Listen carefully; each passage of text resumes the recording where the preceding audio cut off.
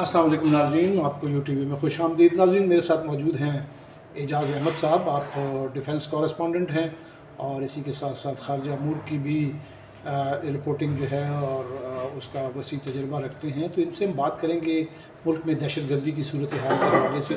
अभी कल ही एक और वाक़या जो है वो बड़ा आंदोलनाक रूनुमा हुआ कोयटा में, और इसके अलावा भी दहशत गर्दी के ऑपरेशंस मुख्तलिफ़ हिस्सों में मुल्क के हैं जारी हैं। तो उस पर हम जानेंगे एजाज़ अहमद साहब से कि वो क्या देख रहे हैं, क्या सूरत हाल है इस हवाले से। अस्सलाम वालेकुम एजाज़ साहब। जी वालेकुम सलाम। जी एजाज़ साहब, जैसे मैंने अपने इंट्रो में भी जिक्र किया कि कल फिर एक वाक़या कोयटा में रूनुमा हुआ, जाफ़र एक्सप्रेस के तर्ज का आंदोलनाक सानिया है, जिसमें बहुत सी कीमती जानें जो हैं वो ज़ाया हुई हैं। कैसा देखते हैं आप, और क्या नज़र आ रहा है आपको इस वक्त मुल्क में दहशत गर्दी जो है उसको कंट्रोल किया जा सका या वो अभी भी जारी है उसका सिलसिला?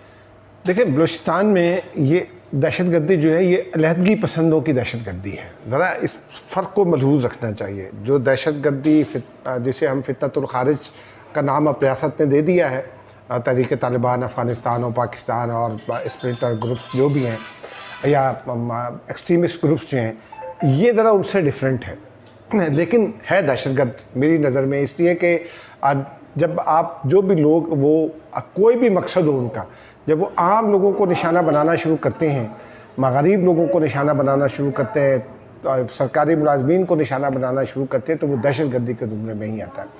इसको मैं ज़रा देखना चाहूँगा। एक तो वो जो आयरिश रिपब्लिकन आर्मी की एक ज़माने में जो है बरतानिया के ख़िलाफ़ जो लड़ाई थी, उसके साथ इसको चूँकि ख़ुद भी बलोच भी कंपेयर करते, तो उसी तनाजुर में पहले इसके ऊपर बात कर लेते, उसके बाद इसके मैं दीगर पहलुओं पर आता हूँ। IRA ने 30 साल लड़ाई लड़ी, लेकिन 30 साल तक उन्होंने आम लोगों को, स्कूलों को निशाना नहीं बनाया, आम बच्चों को नहीं मारा, लोगों के शनाख्ती कार्ड चेक कर करके नहीं मारा। ठीक है, यहाँ ये फ़र्क है, ये बहुत बड़ा फ़र्क है। इसी से ये साबित होता है कि हुकूक की लड़ाई और मफादात की लड़ाई में क्या फ़र्क होता है। हुकूक की लड़ाई या आज़ादी की लड़ाई वो थी जो पाकिस्तान के लिए की गई आज़ादी की लड़ाई, एक तो कायद आज़म ने की, लेकिन एक आयरिश रिपब्लिकन आर्मी ने की आयरलैंड के लिए की आज़ादी के लिए, और वो उसके अपने नताइज हुए, लेकिन 30 साल की लड़ाई बिलाखिर मज़ाकरात पर ख़त्म हुई। यहाँ ये साबित होता है कि ये जो BLA वगैरह हैं ये मफादात की लड़ाई लड़ रहे हैं। अब ये मफादात की लड़ाई क्यों है, इसके ऊपर भी मैं ज़रा बात कर लूँ। आप देख लीजिए कि किसी भी बलोच सरदार को उठा लीजिए, मैं नाम नहीं लेना चाहता, किसी का भाई BLA में है, किसी का भांजा BLA में है, किसी का भतीजा BLA में है। एक फ़र्क तो ये है। दूसरा ये कि जितनी भी दहशतगर्दी होती है बलूचिस्तान में, इन सरदारों के पिछले सिर्फ 5 साल के अकाउंट्स उठाकर देख लें, इनके एसेट्स में भी इजाफा हुआ, इनकी इनकम में भी इजाफा हुआ, इनकी दौलत में इजाफा हुआ, नंबर 1। नंबर 2 कि ये इनको कुछ ऐसी क़ुव्वतों की हिमायत भी हासिल है आज, जिनको जब अपने आप को पाकिस्तान का दोस्त भी कहती हैं, और कुछ तो पाकिस्तान के खुले दुश्मन भी हैं। मिसाल के तौर पर बरामदाग बुगटी कहाँ रहते हैं, बरतानिया में, उन पर कोई पाबंदी क्यों नहीं आयद होती, जबकि अमेरिका ने BLA को अपनी टेररिस्ट लिस्ट में शामिल कर लिया है। अमेरिका में पाबंदियाँ लग गई हैं, बरतानिया ने भी BLA को टेररिस्ट ग्रुप्स की वॉच लिस्ट में तो रखा हुआ है। वहाँ तो वो एक लेकिन इज़हार राय की आज़ादी, ये देखिए ना, दहशत गर्दी इज़हार राय की आज़ादी नहीं है। तो अल्ताफ़ हुसैन भी जो है जिस तरह की तकरीर किया करते थे, अल्ताफ़ हुसैन को पहले उन्होंने पनाह दी, उसके बाद इनको पनाह दे रखी है। इसका मतलब है कि बरतानवी किरदार पर बहुत सारे सवालात हैं ना। जी बिल्कुल। अच्छा, हरब्यार मरी कहाँ रहते हैं, स्विट्ज़रलैंड में भी उनका घर है, बरतानिया में भी रहते हैं, तो इसका मतलब है कि ये ममालिक उनको सपोर्ट भी कर रहे हैं। फिर भारत में उनके बहुत सारे लोग हैं, भारत में उनके बहुत सारे लोग हैं। और फिर मुझे भारतीय एक जर्नलिस्ट ने ये बताया था कि BLA को फंड किया है भारत ने को $25 करोड़ का, ये मुझे कुछ साल पहले उन्होंने मुझे बताया था। तो ज़रा इस मामले को ज़रा इस तनाजुर में भी देखना चाहिए। अच्छा, वो जो मैं एक सवाल, ज़रा हम गुफ्तगू का रुख थोड़ा सा चेंज करेंगे। आपने बीच में जो बात उठाई बरतानिया के किरदार के हवाले से, तो हम ये मामला बरतानिया के साथ उठाने में नाकाम क्यों हैं? सिचुएशन में से पाकिस्तान गुजर रहा है, एक तवील अरसे से एक दहशतगर्दी के ख़िलाफ़ जंग भी लड़ रहा है। पाकिस्तान ने अफ़गानिस्तान को भी संभाला भी, और जो है वो एक पूरी तारीख़ है। फिर पाकिस्तान को भारत का सामना है, इसकी भी एक तारीख़ है। لیکن اس کے باوجود بھی معاملہ اٹھاتا رہا ہے پاکستان، مسلسل اٹھاتا رہا ہے۔ جین میریٹ کا تو میں خود گواہ ہوں کہ جب بھی ان کی ملاقات ہوئی، ہم نے جب یہ خبر کی تو اس میں یہ پتہ چلا کہ یہ معاملہ بھی اٹھایا گیا ہے۔ اب یہ ظاہر سی بات ہے، برطانیہ کو کچھ اپنے قوانین بھی ہیں، کچھ وہ اپنے بہانے بھی کر لیتے ہوں گے، ٹھیک ہے نا جی۔ تو اور پھر اس تناظر میں ہی بات یہ ہوتی ہے۔ لیکن میں دوبارہ آنا چاہوں گا ذرا اس طرف نا، دہشت گردی کے خلاف جنگ کی طرف۔ اب دہشت گردی کے خلاف جو جنگ ہے وہ ایک طویل اور تھکا دینے والی جنگ ہوتی ہے، اس میں صبر سے کام لینا پڑتا ہے، اس میں آپ کو انٹرنیشنل پلیئرس کو بھی ایڈجسٹ کرنا پڑتا ہے، کہیں نہ کہیں ان کی بات رکھنا پڑتی ہے، لیکن ان کو آپ کو اپنے ساتھ تاکہ عالمی رائے عامہ جو ہے نا وہ آپ کے ساتھ رہے۔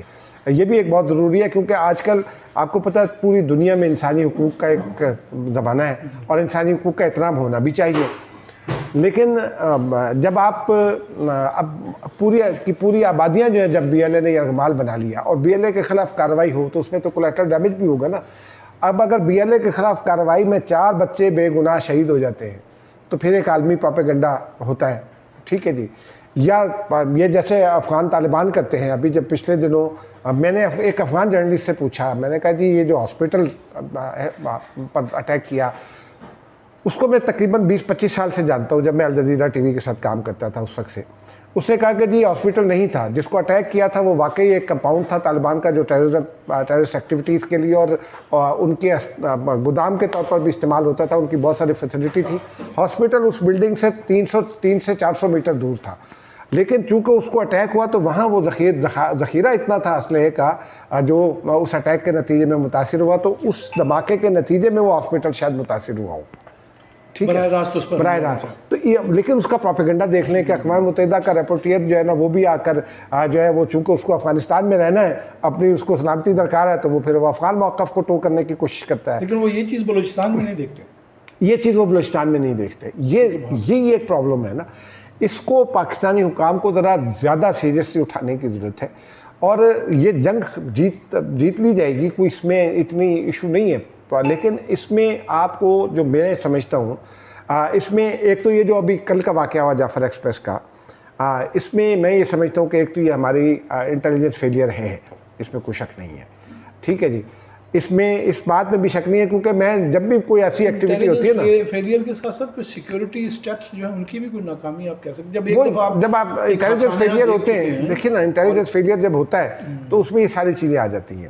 وہ انٹیلیجنس فیلئر ایک بلینکٹ ٹرم ہے، لیکن میں اس میں اس طرح کا کوئی بھی واقعہ ہوتا ہے نا تو میں فوراً ذرا بھارتی میڈیا کو دیکھنا شروع کرتا ہوں۔ جی ظاہر ہے، بالکل۔ تو بھارتی میڈیا نے میں جس طرح سے خوشی منائی جا رہی تھی کل، تو وہ اس بات کی گواہی دیتا ہے کہ بھارت کو خوشی بھی ہوتی ہے اور بھارت عملی طور پر اس میں انوالو بھی ہوتا ہے، اور اس کی بہت ساری ایویڈنس بھی آ رہی ہے یہ اپنی جگہ۔ لیکن یہ اس کا ایک نتیجہ اور بھی ہے۔ اس کا نتیجہ یہ ہے کہ بی ایل اے پہلے اس نے جعفر ایکسپریس کو کیا، لیکن اس کے بعد وہ جو سڑکوں کو، بینکوں کو آ کر نشانہ بناتی ہے، لوٹتی ہے، عام لوگوں کو یرغمال بناتی ہے، تو بی ایل اے جو ہے میرے نزدیک وہ بلوچستان دشمن بھی ہے اور وہ بلوچ دشمن بھی ہے۔ آپ دیکھیں نا وہ اپنے بلوچوں کو تنہا کر رہے ہیں۔ اب یہاں پنجاب کی آبادی کا ایک بہت بڑا پرسنٹیج ہے بلوچوں پر مشتمل، سندھ کی آبادی کا ایک بہت بڑا پرسنٹیج ہے بلوچوں پر مشتمل۔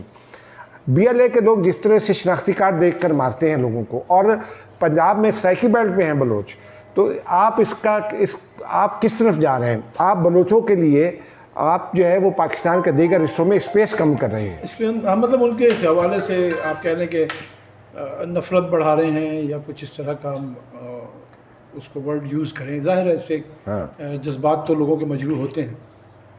تو اب آپ کیا سمجھتے ہیں کہ اس کو کنٹرول کس طرح سے کیا جا سکتا ہے، اور جو بھارت کی انوالومنٹ ہے وہ اس کے بغیر تو یہ کام ممکن نہیں ہے، اس کو کس طرح سے روکا جا سکتا؟ دیکھیے بھارت اور افغانستان دونوں کی انوالومنٹ کے بغیر یہ ممکن نہیں ہے۔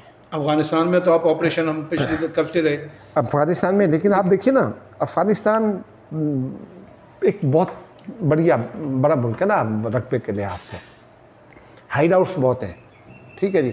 اچھا، پھر ان کے کلچرل رابطے بھی ہیں۔ پھر یہ جو بی ایل اے کے لوگ ہیں یہ خالی افغانستان میں نہیں ہیں، یہ سیستان بلوچستان میں بھی ہیں۔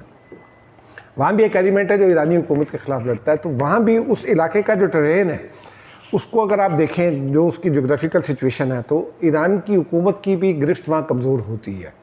اور یہی وجہ ہے کہ وہ یہ بی ایل اے کے لوگ کبھی افغانستان چلے جاتے ہیں کبھی ایران چلے جاتے ہیں, تو یہ ان دونوں جگہوں کو استعمال کرتے ہیں. پاکستان یہ معاملہ بارہا اٹھاتا رہا ہے, ایران کے ساتھ بھی, افغانستان کے ساتھ تو ہم نے بہت دفعہ اٹھایا, ہم نے تو نام دے کر بھی ان سے مانگے ہیں. افغانستان بدقسمتی یہ ہے کہ افغانستان اپنے دعووں کا, یعنی طالبان جو ہیں افغان طالبان, وہ اپنے ہی دعووں کے ہاسٹیج ہو گئے ہیں. اب ان کو وہاں, اب آپ ان کو دیکھیے کہ انہوں نے منشیات کی اکانومی چلانی ہے, مجبوری ہے بنا لی ہے انہوں نے خود اپنی. انہوں نے جو ہے وہ وار اکانومی چلانی ہے, کیونکہ وہ تو افغان تو 10 دن نہ اگر سکون سے بیٹھے تو اس کو تو اخراج قلب ہونے لگتا ہے. یہ تو ہم نے بچپن سے سنا ہے نا.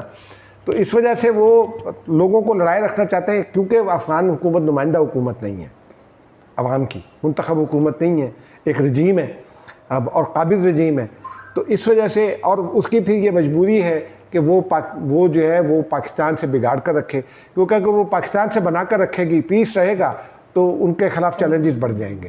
تو وہ پھر بھارت کے ساتھ کھڑی ہوتی ہے. پھر اس کی اکانومی کا پرابلم ہے. پاکستان کے ساتھ ان کے مسائل کیا ہیں؟ ہم تو یہ سمجھتے ہیں کہ شاید پاکستان کو جاتی کرا ہے. پاکستان نے ماضی میں غلط پالیسی ہوگی اسٹیٹ کی, یا پاکستانی اسٹیبلشمنٹ کی ہوگی غلط پالیسی, مان لیا. لیکن اس وقت ان کا پاکستان کا پرابلم کیا ہے؟ پاکستان دہشت گردی کا پچھلے 20 سالوں سے 25 سالوں سے مقابلہ کر رہا ہے. میں نے کئی بار رپورٹ کیا ہے, افغان ٹرک پکڑ جاتے ہیں, ٹرانزٹ ٹریڈ کے ٹرک جب وہاں سے آ رہے ہوتے ہیں, اس میں یا وہاں سے سبزیاں آ رہی ہوتی ہیں, اس میں اسلحہ ہوتا ہے. ٹھیک ہے جی. تو پاکستان یہ کہتا ہے کہ یہ منشیات روکیں. پاکستان کو پر حملے کرنے والے وہاں پناہ گزین ہیں. پاکستان وہ کہتا ہے ہمیں واپس کریں, وہ افغان واپس نہیں کرنا چاہتے. پھر منشیات کی تجارت, آپ کو یاد ہوگا 100 ڈرگ بیرنس کی جو لسٹ تھی, اس میں افغان اوریجن کے بہت سارے لوگ تھے, میجورٹی ان کی تھی, ملبہ وہ پاکستان پر گرتا تھا. تو افغانستان اپنی اس مجبوری کی وجہ سے بھارت کا ساتھ لینے پر مجبور ہے. اور بھارت تو وہ ملک ہے جہاں تو اوپن مارکیٹ میں نیوکلیر آرسنل بھی بکتا رہا ہے. اب یہ دیکھیں دہشت گردوں کا آپریشنل روٹ تو افغانستان ہی ہے نا. ابھی بھارت اگرچہ انوالو ہے, لیکن ہم بھارت کے اندر جا کے کوئی آپریشن اس حوالے سے ممکن نہیں ہے, اور نہ کبھی سوچا گیا. اگرچہ افغانستان میں تو آپریشن ہوئے ہیں, ابھی کچھ عرصے پہلے بھی ایک آپریشن جاری تھا جس میں اب بریک آ گیا.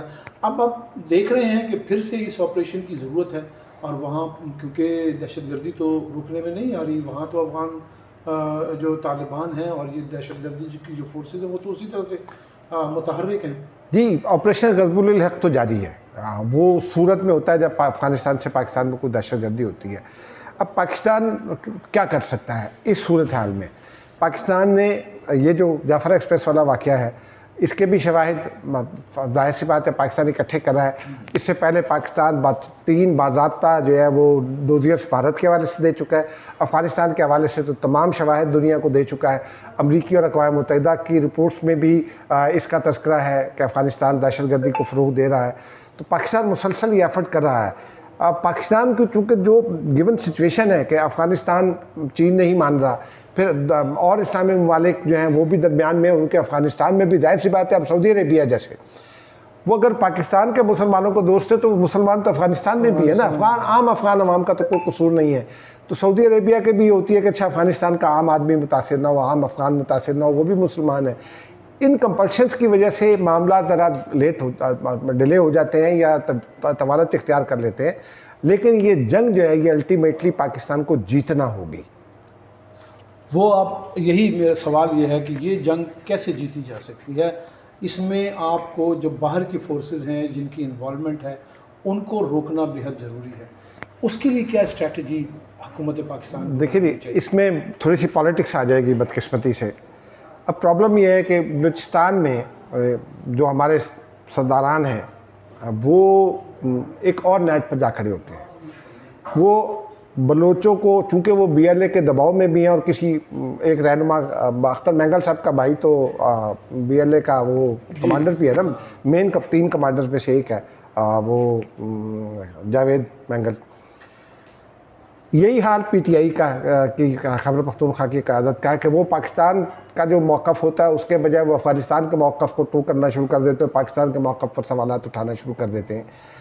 جب تک سیاسی قیادت یکجا نہیں ہوگی، اور سیاسی قیادت کو یکجا کرنے کی کوشش ہو رہی ہے. یہ ابھی پچھلے دنوں سہیل آفریدی سے ملاقات کی نا بیرسٹر گوہر کے ساتھ، اس میں سیاسی مسائل ہوں گے. وزیر داخلہ محسن نقوی نے سیاسی مسائل ہوں گے، لیکن دہشت گردی کا مسئلہ مین ہے جس کی خود تصدیق کی ہے سہیل آفریدی نے. اور پی ٹی آئی میں ایک طبقہ ایسا بھی پیدا ہوا ہے جو پاکستان کے موقف کے ساتھ کھڑا ہوا، جو جس میں بیرسٹر گوہر سارے فہرست ہیں. سہیل آفریدی کو اس پیج پر آنے کی ضرورت ہے. میں ایک ہماری گفتگو طویل ہو گئی، میں اس کو مختصر کرنا چاہوں گا. یہ بتائیں کہ یہ جو صوبائی جو کے پی حکومت کا موقف ہے کہ بھائی جب بھی آپ کوئی آپریشن کرنے جاتے ہیں اس میں صوبائی حکومت کو اعتماد میں لینا ضروری ہے، اس کے بارے میں آپ کیا کہتے ہیں؟ دیکھیے، میں اس بات کے حق میں ہوں کہ صوبائی حکومت کو اعتماد میں لیں، لیکن ماضی میں گواہ ہوں، چونکہ میں نیشنل سیکیورٹی کو بھی کور کرتا ہوں، ڈیفنس کو بھی کور کرتا ہوں. کئی بار ایسا ہوا کہ صوبائی حکومت سے کہا گیا کہ جی یہاں آپریشن کرنا ہے، یا تو انفارمیشن لیک ہو گئی، یا صوبائی حکومت نے اتنا ڈیلے کیا کہ معاملات گڑبڑ ہو گئے. یہ جو آڈز ہیں، دیکھیے نا، پولیٹیکل کمپلشنز آپ کی جو ہیں ہوں گی، آپ کو ایک پولیٹیکل نیریٹو کو ٹو کرنا پڑتا ہوگا، لیکن ریاست کے نیریٹو کے مقابلے میں آپ ایک چھوٹے مفاد کی خاطر آپ ایک چھوٹے گروہ کا نیریٹو لے کر آپ ریاست کی خدمت نہیں کر سکتے. سب سے زیادہ خیبر پختونخوا کے عوام متاثر ہیں. آج آپ دیکھیے نا کہ آدھا خیبر پختونخوا شام 5 بجے کے بعد وہ گھروں سے نہیں نکلتا. میں نے خبر دی تھی 6 مہینے 8 مہینے یا 1 سال ہو گیا ہے، آئی جی خیبر پختونخوا نے تھانوں میں یہ ہدایت بھجوائی تھی کہ کوئی پولیس والا جو ہے نا وہ شام 5 بجے کے بعد تھانوں میں ڈیوٹی پر نہیں ہوگا، ورنہ اس کو شہید ایوارڈ نہیں دیا جائے گا اگر وہ شام 5 بجے کے بعد ہو جائے گا. جب صوبائی حکومت یہ کام کرے گی تو دہشت گردی کے خلاف نیریٹو کیسے بنے گا؟ دوسرا یہ کہ میں سمجھتا ہوں کہ عام لوگوں کے ساتھ بھی مکالمے کی ضرورت ہے، اس کو بڑھانا چاہیے.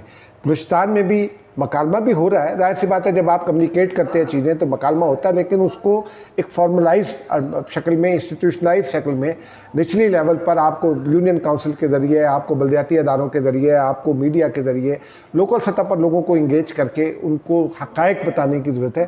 ان کے مائنڈ سیٹ جو ہے نا اس کو کریکٹ رکھنے کے لیے ان کے ساتھ انگیج کرنے کی ضرورت ہے.